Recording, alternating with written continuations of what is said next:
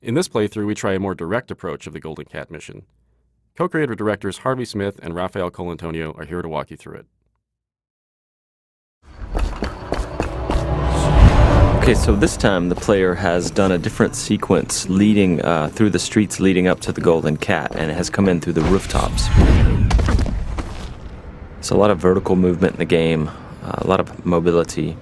In the previous area, you can get dropped off in the river, and you're here to kill Custis and Morgan Pendleton.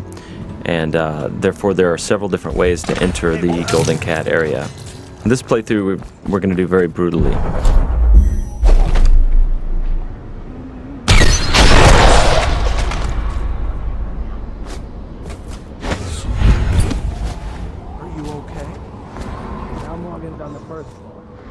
Need to get the men in position.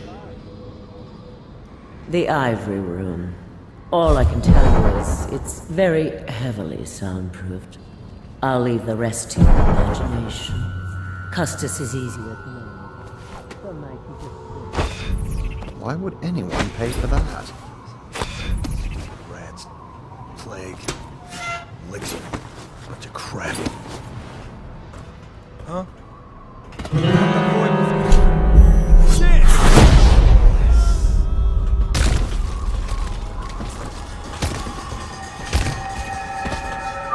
This is a drop attack.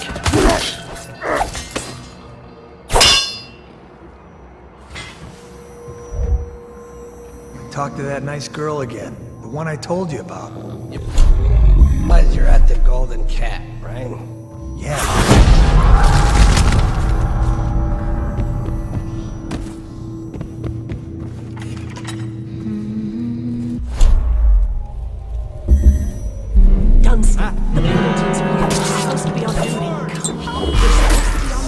Obviously, playing this way has got consequences. Some of them is that we track the number of death and innocents that the player kill, and this derives the ending, but also derives some of the little story beats all along the game. And besides, playing this way is actually very consuming in terms of resource. So the player uses those resources like powers and his mana and his health potions, and he has to use them carefully.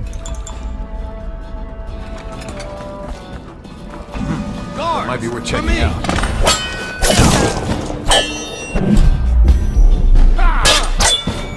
Take out his legs.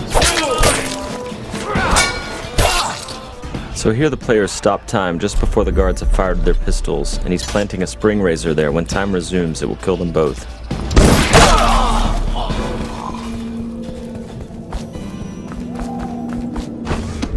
Find the outs.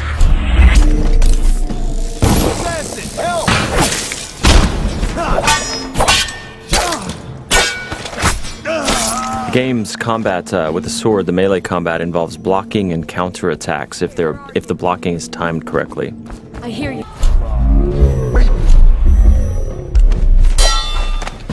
I'm a... I'll have you whipped and put to work in the...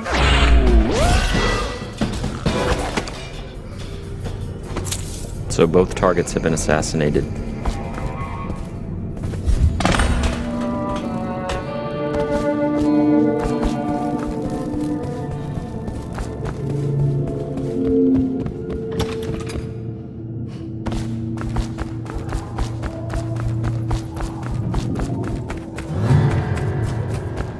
Huh?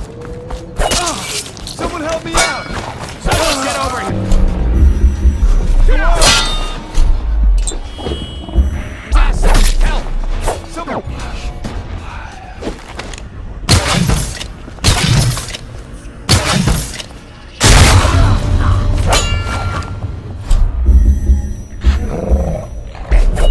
The player's summoning rats. Once the rats are in the world, they're like little AIs. So sometimes the guards win, sometimes the rats win. And here the player has possessed one of his own rats and is now getting away.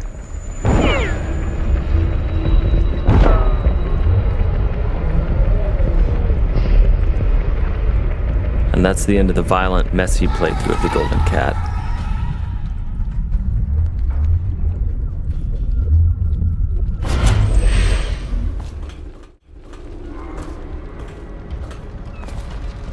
So this is a very different area. The previous area with posh and pretty, this is like desolated, abandoned.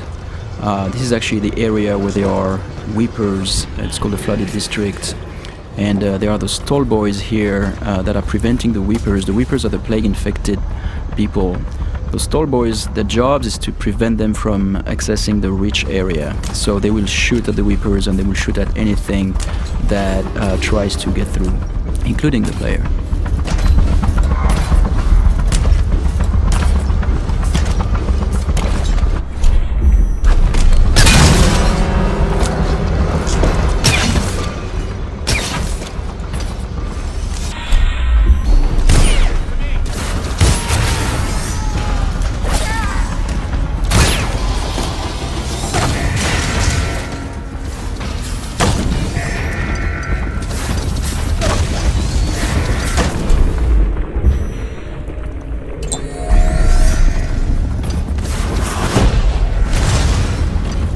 Here we're using Wind Blast to bounce back the arrows at the tall boys.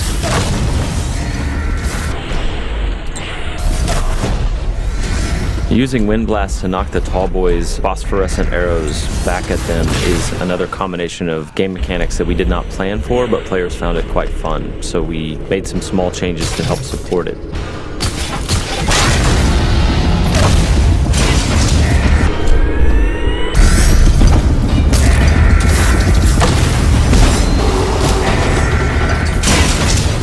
These Stiltwalker guards, the tall boys as they're called, have vulnerable tanks of whale oil on their backs that they use for their incendiary arrows. And so periodically the player is shooting at those tanks, stopping time, trying to get behind them.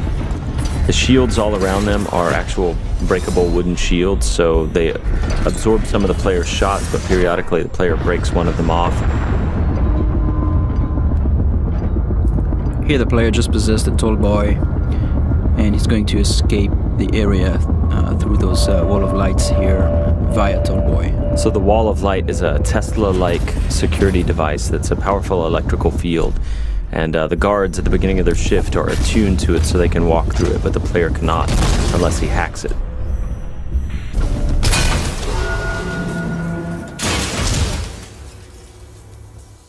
Thank you for watching. For an alternate approach, check out youtube.com/Dishonored or Dishonored.com.